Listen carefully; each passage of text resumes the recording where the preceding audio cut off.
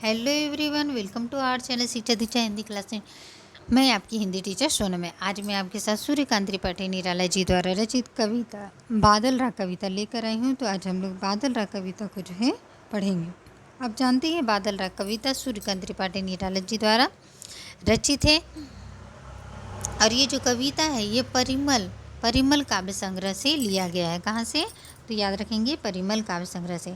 इसमें उन्होंने निराला जी ने नवीन शक्ति का संचार करने का इसमें प्रार्थना की है कि किस तरह से बादल नवीन शक्ति का क्या करे, संचार कर रहे हैं। बादल राग कविता का मूल भाव क्या है? सामाजिक परिवर्तन और क्रांति है। निराला जी ने बादलों को शोषित वर्ग के हितैषी और क्रांति का प्रतीक बनकर इस कविता में प्रस्तुत किया है। तो चलिए पढ़ते हैं बादल राग कविता। ये देखिए, बादल राग कविता। झूम झूम मृदु गरज गरज घन घोर राग अमर अंबर में भर निज रोर झरझर निर्झर गिरी सर में घर मरु तरु मरमर सागर में सरित तड़त गति चकित पवन में मन में वीजन गहन कानन में आनन आनन में रव घोर कठोर राग अमर अंबर में भर निजोर। इसमें निराला जी बोल रहे हैं, प्रस्तुत पंक्ति में बोल सकते हैं कि निराला बादलों का आह्वान कर रहे हैं। बादलों का आह्वान करते हैं कि हे बादल, तुम झूम झूम के कोमल गरज गरज के क्या करो, राग अमर अंबर में, पूरे अंबर में क्या करो, अपना कोलाहल से भर दो। हे बादल, तुम अपने गर्जना से संपूर्ण वातावरण को भर दो, अपने शोर से आकाश को भर दो। हे बादल, कैसे भरो? झरझर निर्झर गिरिसर में, ऐसा झरझर ध्वनि करते हुए निर्झर में, पर्वत में, सरोवर में, सब जगह क्या हो जाओ, भर जाओ, झरनों में भर जाओ। घर में मरुस्थल जगह में चारों तरफ हरियाली लाओ। तरु मरमर सागर में, सरित तड़ित गति चकित पवन में, झरने सरोवर में पूरी तरह क्या हो, परिपूर्ण होकर सरसता का संचार करो तुम अपने स्वर से, अमर स्वर से, अमर संगीत से जो है प्रत्येक के जीवन को क्या कर दो, स्वर लहरी से ध्वनित कर दो। आनन आनन में रव घोर कठोर राग अमर अंबर में भर निजरो। तो तुम ऐसे बरसो कि मरुस्थल के पेड़ क्या हो जाए, हरे भरे हो जाए, समुद्र नदी सब भर जाए, प्रत्येक व्यक्ति के मन में क्या हो जाए, हरियाली अमर संगीत पैदा कर दो, प्रत्येक व्यक्ति आनंदित हो जाए। तुम ऐसा मधुर अमर संगीत पैदा करो जो संपूर्ण आकाश को क्या हो जाए, संपूर्ण आकाश में भर जाए। तो इस पंक्ति में कवि जो है निराला जी, इस कविता में निराला जी ने जो है ये बादल का आह्वान करते हुए कहा है। आगे चलते हैं। अरे वर्ष के हर्ष बरस तू बरस बरस रसधार पार ले चल तू मुझको बहा दिखा मुझको भी निज गर्जन भैरव संसार। प्रस्तुत पदांश में अब कवि क्या कर रहे हैं, निराला बादलों का आह्वान करते हुए कह रहे हैं कि वर्ष भर में सबसे अधिक अरे वर्ष के हर्ष आनंद पूर्ण कब होता है, जब वर्षा होती, वर्षा की बूंदों को उन्होंने बोला है। कर संपूर्ण पृथ्वी के कण में क्या बरस बरस कर रसाधार, ऐसा भरो, ऐसे तुम बरसो कि पूरी संपूर्ण पृथ्वी में क्या हो, प्रकृति के कण में नवजीवन का संचार हो। बहा दिखा मुझको भी निज गर्जन भैरव संसार। बादलों के बरसने से आप जानती हैं प्रकृति क्या होती है, आनंदित हो जाती है। तो इसीलिए जो है रसधारा को बरसाकर संपूर्ण धरती को क्या करो, रस से भर दो। कवि कह रहा है कि आनंद प्रदान करने वाले बादल, तुम ही वर्षा की बूंदों से वातावरण को क्या कर दो, भर दो, चारों ओर आनंद हो जाओ। तुम धरती पर अपनी वर्षा कर कर ना, अपनी वर्षा से, अपनी भीषण गर्जना से तुम परिचित कराओ। कहने का तात्पर्य है कि बादल को इतना बरसने के लिए बोल रहे हैं कि जिससे तुम बरस कर मुझे भी अपने साथ ले चलो, इस भीषण संसार में जगत के उस पार पहुंचकर तुम्हारे गर्जना के माध्यम से, किसके, बादल के जो है गर्जना के माध्यम से जो है संसार को देख सकूं, इस संसार को देख सकूं। हे बादल, तुम इतना बरसो, मेरे अस्तित्व को अपने में विलीन कर दो। निराला जी इस पंक्ति में बादल को आह्वान इस प्रकार से कर रहे हैं। आगे चलते हैं। उथल पुथल कर हृदय मचा, उथल पुथल कर हृदय मचा हलचल चल रे चल, मेरे पागल बादल धसता दलदल हंसता है, नद कल कल कहता बहता कहता कुल कुल कल कल। अब कवि इसमें क्या कर रहे हैं, कवि कह रहे हैं कि बादलों का आह्वान करते हुए कि हे बादल तुम इतना बरसो कि मेरे हृदय को क्या करो, आनंद विभोर कर दो, उथल पुथल कर दो मेरे हृदय को, हलचल मचा दो, चल रे चल मेरे पागल बादल, इतना बरसो मेरे मन को। मेरे बरसने से समुद्र खिलखिलाकर हंसने लगे, सरिताओं में कल कल कल कर कर की ध्वनि हो बरसे, इतना बरसो कि वर्षा के पानी से मिट्टी ज़मीन में दब जाए, मिट्टी दलदल रूप बन जाए। बादलों को इतना बरसने के बोल रहा है कि नदियाँ वर्षा के पानी से भरकर हिलोरी खाने लगे, अर्थात नदियों का पानी क्या हो जाए, लबालब भर जाए।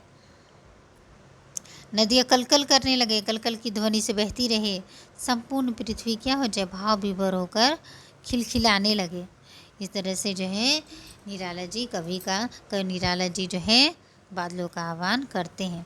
देख देख नाचता हृदय, बहने को महाविकल विकल, इस मरोड़ से इसी शोर से घस सघन घोर गुरु, गहन रोर से मुझे गगन का दिखा सघन वह छोर, रास अमर अंबर से भर निजोर। इस तरह बरसो है बादल कि मुझे क्या हो, मेरा हृदय क्या हो, तुम्हारे बूंदों को देखकर नाच उठे, वर्षा के बूंदों को देखकर क्या मेरा हृदय नाच उठे, इसी मरोड़ से इसी शोर से। मेरा मन क्या था, व्याकुल था, बहने को महाविकल, विकल माने व्याकुल हो गया मेरा, जब वर्षा नहीं हो रही थी तो सबका हृदय क्या था, व्याकुल था। लेकिन जब तुम से वर्षा की बूंदें आई तो सब क्या हो गए, सबका हृदय क्या हो गया, वर्षा के बूंदों से मदमस्त हो गया। कहने का तात्पर्य वर्षा करते बादलों को देखकर कवि का हृदय क्या हो जाता है, प्रसन्नता से भर जाता है और उसका मन क्या हो जाता है, मदमस्त हो जाता है, अर्थात वह स्वयं को वर्षा के पानी में खो देना चाहता है। इसलिए वो बोल रहा है कि तुम ऐसे बरसो, कभी कहता है कि अपने साथ बहाकर आकाश का किनारा दिखा दो और मेरे हृदय में क्या करो, संगीत भर दो, अमर संगीत भर दो, तुम ऐसे बरसो। बादल से ये कवि जो आह्वान करता है। आगे देखते हैं, सिंधु के अश्रुधरा के खिन दिवस के दाह विदाई के अनिमेष नयन, मौन उर में चिन्हित कर चाह छोड़ अपना परिचित संसार। सुरभि का कारागार चले जाते हो सेवा पथ पर, तरु के सुमन सफल करके मरीचि माली का चारों चयन, स्वर के अभिलाषी हे वीर सभ्य साची से तुम अध्ययन अधीर अपना मुक्त विहार, छाया में दुख के अंतपुर का उद्घाटित द्वार, छोड़ बंधुओं के उत्सुक नयनों का सच्चा प्यार, जाते हो तुम अपने पथ पर स्मृति के गृह में रख कर, अपनी सुधि के सज्जित तार पूर्ण मनोरथ आए, तुम आए रथ का घर घर ना तुम्हारी आने का संवाद, ये त्रिलोक जितेंद्र इंद्र धनुर्धर सुरबाला के सुख स्वागत, विजय विश्व में नव जीवन भर, उतरो अपने रथ से भारत, उस अरण्य में बैठी प्रिया अधीर, कितने पूजित दीने कब अब तक है व्यर्थ मौन कुटीर, आज भेंट होगी हाँ आसीन निसंदेह, आज सदा सुख छाया होगा कानन गे, आज अनिश्चित पूरा होगा श्रमित प्रवाह।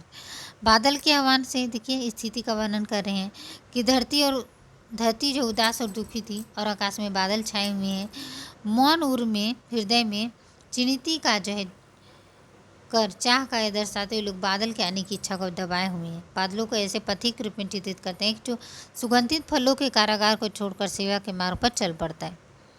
यहाँ पे बादल क्या है, सूर्य जो है मारीच माली के प्रकाश को फैलाने वाला, स्वर्ग की अभिलाषा करने वाले वीर के रूप में यहाँ पे दर्शाया गया है, जो है दर्शाया गया। बादल जो है एक तरह से बोल रहे हैं कि योद्धा के रूप में चिन्हित यहाँ पे चित्रित किए गए, अपने मुक्त विहार से दुखों के द्वार खोल दो। बादल प्रेम और स्नेह को यहाँ दर्शा रही हैं, जो अपने मार्ग में आगे बढ़ते रहते हैं। बादलों के आगमन को एक विजय नवजीवन के रूप में यहाँ दिखाया गया है। यहाँ बादलों को जो है भारत में उतरने और प्रियजन के साथ मिलने के लिए भी यहाँ पे कहा गया है। तो जो है इस तरह से जो निराला जी हैं जो है बादलों के माध्यम से बादल और प्रियजन के मलिन और सुख दुख की जो है भवानी क्या करते हैं, भविष्यवाणी यहाँ पे करते हैं। आज सदा सुख छाया होगा कानन गे, आज निश्चित पूरा होगा श्रमित प्रवास। इस तरह से पूरा हो जाएगा कि सुख और दुख का जो है क्या भविष्यवाणी यहाँ पे बादल जो है करते हैं। इस तरह से जो है निराला जी ने कविता जो है वर्णन किया है। आगे चलते हैं। तीर्थी है समीर सागर पर, यह एक लंबी कविता है। ये जो है जो कविता है निराला जी की बादल, ये 6 खंडों में विभाजित है। 6 खंडों में, इतनी लंबी कविता जो है 6 खंडों में विभाजित है, याद रखेंगे। आगे चलते हैं। देखिए, तीर्थी है समीर सागर पर, अस्थिर सुख पर दुख की छाया, जग के दग्ध हृदय पर निर्दय विप्लय की प्लावित माया, यह तेरी रन तेरा भरी आकांक्षाओं से धन भेरी भरी गर्जन से सजग सुप्त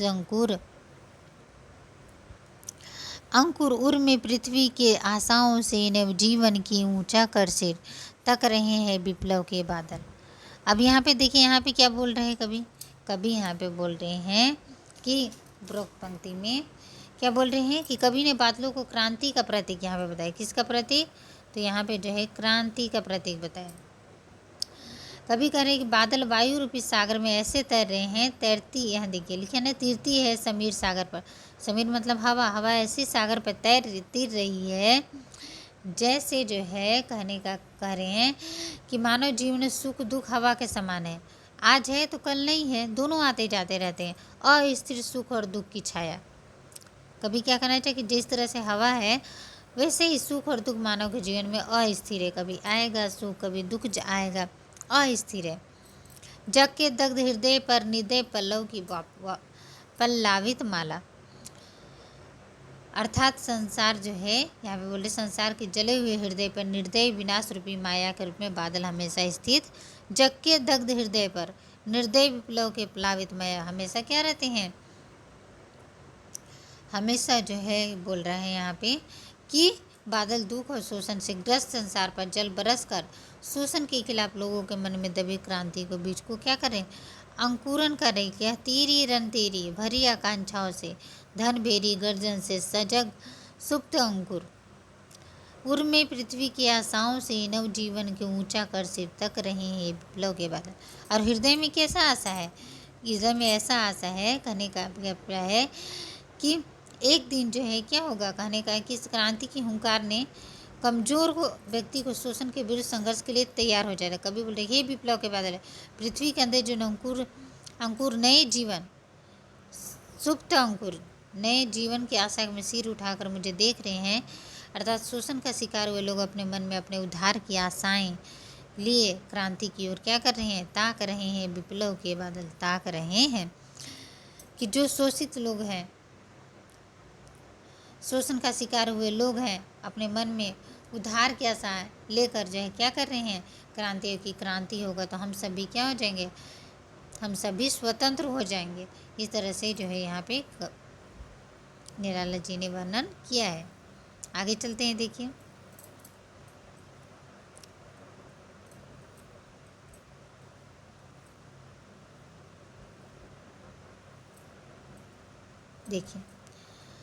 अब आगे है फिर बार बार गर्जन, फिर बार बार गर्जन, वर्षण है मूसलाधार हृदय थाम लेता संसार, सुन सुन घोर वज्र हुंकार,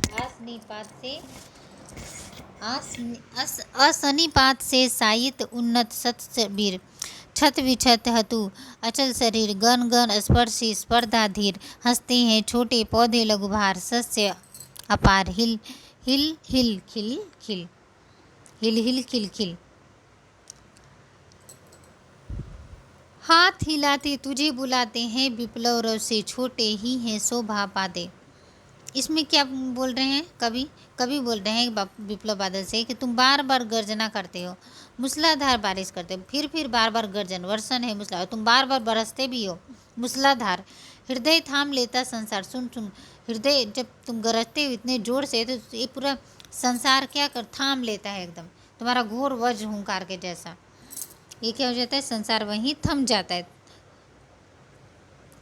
है, वही बोल रहे हैं आकाश की ऊंचाइयों। अब आगे बोल रहे हैं असनिपात से सहित उन्नत सत्सर्वीर, छत बिछत हत अचल शरीर गगन स्पर्शी स्पर्धा धीर हंसते हैं छोटे पौधे लघु भार सस्य अपार हिल हिल।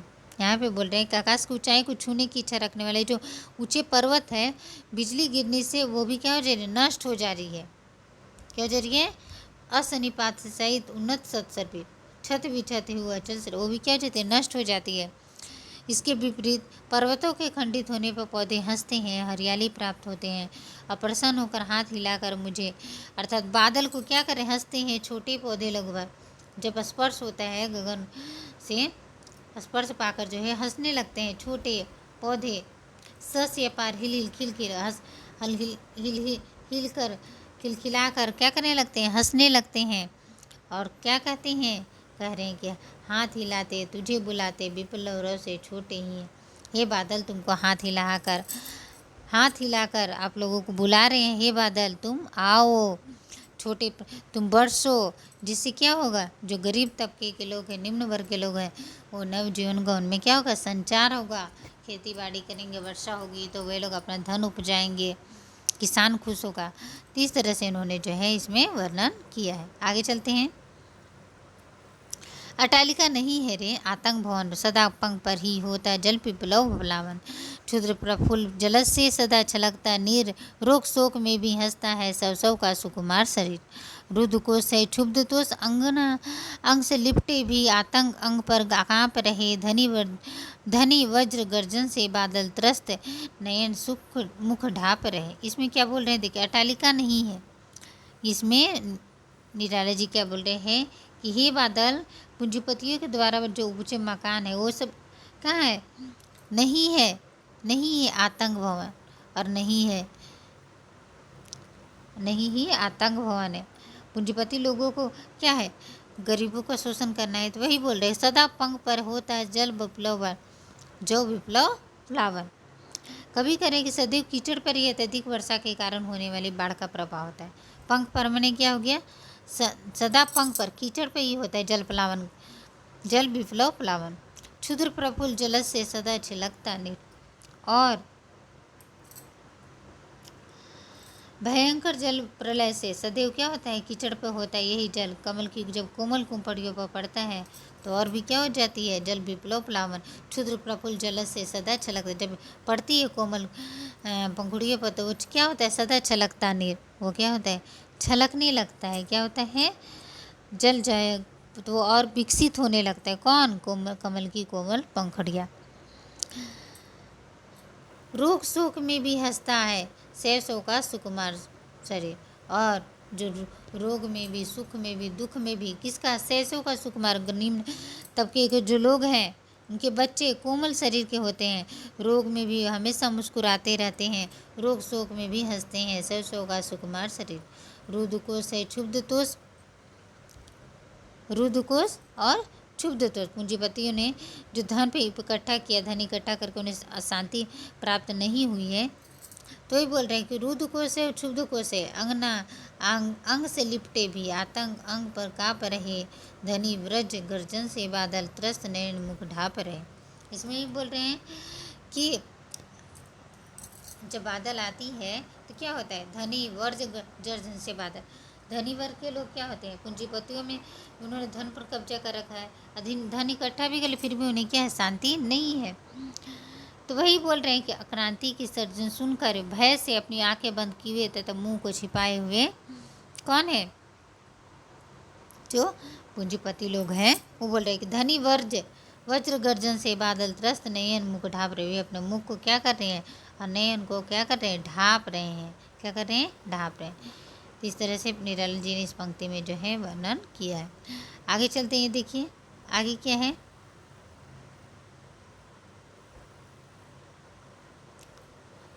ये देखिए, जीर्ण बाहु है शीर्ण शरीर, जीर्ण क्या है, बाहु है, हे, अब इसमें क्या बोल रहे हैं कि हे बादल, क्रांतिकारी से कहते हैं हे बादल, हे विप्लव के बादल, शोषण के कारण शरीर किसान की बुझाई कैसी हो गई, बलहीन हो गई है, जीर्ण हो गए, जीर्ण बाहु है शीर्ण शरीर। कहने का अभिप्राय है कि जो वह बेचैन है, वो तुझे बुला रहा है, कहने का तात्पर्य है कि शोषित वर्ग शोषण के कारण अत्यधिक कमज़ोर हो गया है, और अब वह जो है वर्ग की जीवन शक्ति भी उनसे क्या हो गई, छीन ली गई। वह बोल रहा है कि जीर्ण बाहु है शीर्ण शरीर, कैसा शरीर कमज़ोर है, शीर्ण शरीर है, तुझे बुलाता है कृषक। और तुम्हें जो है किसान लोगों का जो है तुम्हें बुला रहा है कृषक। अधीर बोले, जो अधीर किसान है, वर्षा नहीं हो रही थी, बादल नहीं, तो वो अधीर किसान हो गया था, वो बुला रहा है तुम्हें, हे विप्लव के वीर, हे विप्लव के वीर। चूस लिया है उसका भसार, जिसने उसका सार। यहाँ से क्या कहने का तात्पर्य क्या है? निम्न वर्ग के लोगों का किसने चूसा है? तो उच्च वर्ग के लोग, पूंजीपति वर्ग लोग, वही बोले चूस लिया है उसका सार, हाड़ मात्र ही है उसका। अब उसके शरीर में बस हाड़ मात्र बचा और कुछ नहीं है। जो अमीर तबके लोग तो आराम से अपना जीवन यापन करते हैं, लेकिन यहाँ पे गरीब तबके लोग के पास, उनके पास खाने के लिए नहीं है, पहनने के लिए नहीं है। तो वही बोले हाड़ मात्र ही है आधार, ऐसा जीवन के परवार, हे विप्लव के बादल। क्या बोल रहे हैं कि हाड़ मात्र ही है आधार, ये जीवन के पारावार। अब आप ही इसका जीवन का जो है पारावार कर सकते हैं। सिर्फ हाड़ मांस का क्या बचा हुआ है? एक शरीर जो है ये बचा हुआ है। शोषक ने शोषित वर्ग का पूरा शक्ति छीन लिया है, रक्त रूपी सार को चूस लिया है, वह केवल हड्डियों का ढांचा बन गया है। कभी बादल जो है अर्थात क्रांतिकारियों से कहते हैं कि हे जीवनदाता, तुम बरस कर क्या करो, तुम बरस कर किसानों की समस्या को क्या कर दो, हल कर दो, किसान की दुख तकलीफ को क्या कर दो, इतना बरसो, गरीबी को दूर कर दो। क्रांति अपने शोषण को क्या करता है? समाप्त करता है। जब आप लोग, जब सब क्या हो जाएंगे, स्वतंत्र हो जाएंगे, तो क्या होगा? यहाँ पे बोल रहे हैं, निराला जी बोल रहे हैं कि जब सब जो किसान है उनकी गरीबी को दूर कर दो, क्रांति करके शोषण की को समाप्त करने की यहाँ उन्होंने जो है बात कही है कि कोई भी यहाँ पे ऊंचा नीचा नहीं है, सब एक समान है, सब स्वतंत्र है। तो निराला जी ने इस कविता के माध्यम से आप देख रहे हैं, उन्होंने बादल का जो है आह्वान करते हुए बादल को क्रांति के रूप में जो है यहाँ माना है। अब इसी बादल राग कविता से जो है मैं आपके लिए कुछ इंपॉर्टेंट क्वेश्चन लेकर आई हूँ, जो पढ़ेंगे भी।